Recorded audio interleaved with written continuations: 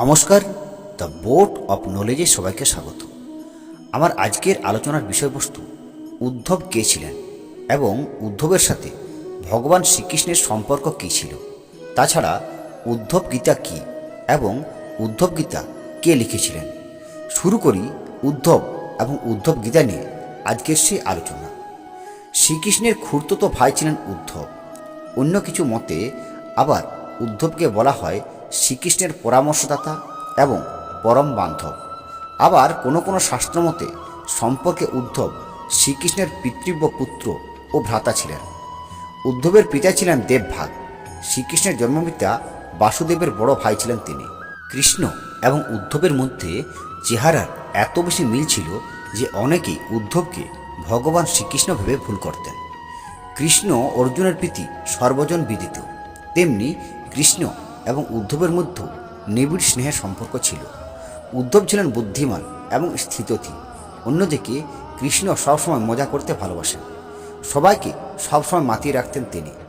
কৃষ্ণ মথুরায় গিয়ে কংস বধ করার পর উদ্ধবেই বৃন্দাবনে বলতে গিয়েছিলেন যে তাদের প্রিয় কানাই আর কখনো সেখানে ফিরবেন না। কৃষ্ণের বিরহে মুহ্যমান গোপীদের উদ্ধবে জানান যে পরিবর্তনই জীবনের পরম সত্য।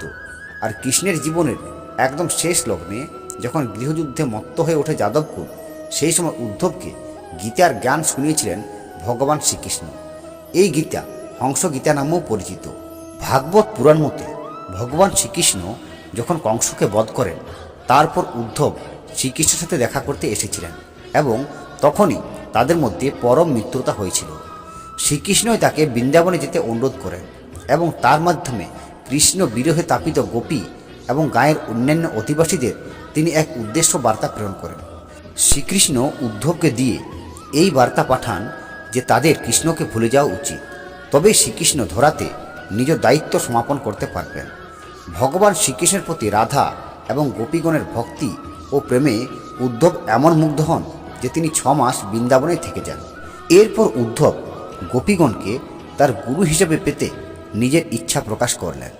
গোপীগণ তাকে বললেন, যখন কংসের সেনাপতি অক্রূর বৃন্দাবনে এসে আমাদের কৃষ্ণকে তার সাথে নিয়ে গেল, আর এখন তুমি তার স্মৃতিটুকুও আমাদের কাছ থেকে কেড়ে নিতে এসেছ। এই কথা শোনার পর উদ্ধব নীরব হয়ে যান।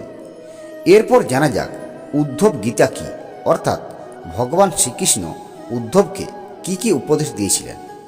শ্রীকৃষ্ণ পৃথিবী থেকে তার আসন্ন বিদায়ের আগে উদ্ধবকে সান্ত্বনা দেবার উদ্দেশ্যে যে বাণী প্রেরণ করেছিলেন তাকে বলা হয় উদ্ধব গীতা বা হংসগীতা।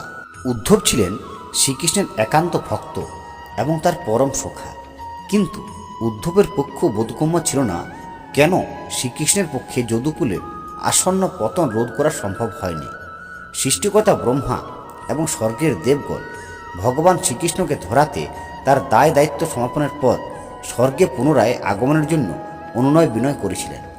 শ্রীকৃষ্ণ তাকে যাদবগণের বিনাশের কারণ ব্যাখ্যা করে বলেছিলেন, যদি এই যদুকুলের বিনাশের আগেই আমি পৃথিবী ছেড়ে চলে যাই, তবে উদ্ধত যদুবংশ সমগ্র মানব জাতিকে নিঃশেষ করে ছাড়বে।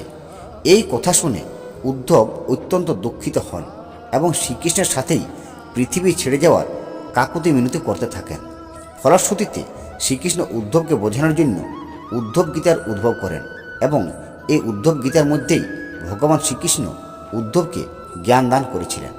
তাই নমস্কার বন্ধুরা, উদ্ধব এবং উদ্ধব গীতা নিয়ে আমার আজকের আলোচনা এই পর্যন্তই।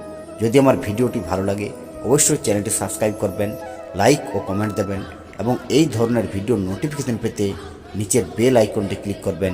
নমস্কার।